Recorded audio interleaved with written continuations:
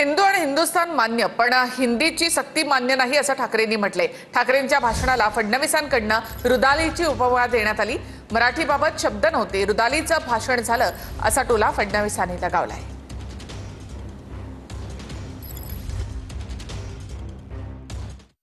आता नवीन एक तुमनं काढलं, वन नेशन वन इलेक्शन। म्हणजे हळुवारपणाने हे सगळं काही एक एक एक करत हिंदी हिंदू हिंदुस्तान, हिंदू आणि हिंदुस्तान मान्य आहे, पण हिंदीची सक्ती आम्हाला मान्य नाही। तुम्ही किती कमिट्या करा, हिंदीची सक्ती तुमचे 7 पिढ्या उतरल्या तरी आम्ही लावू देत नाही।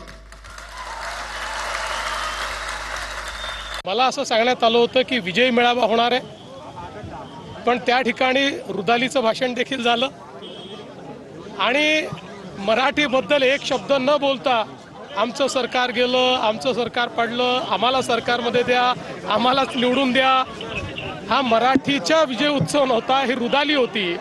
त्या रुदालीचं दर्शन हे त्या ठिकाणी आपण घेतलेलं आहे। पण मी नेहमी सांगतोय, पब्लिक हे सब जानती आहे।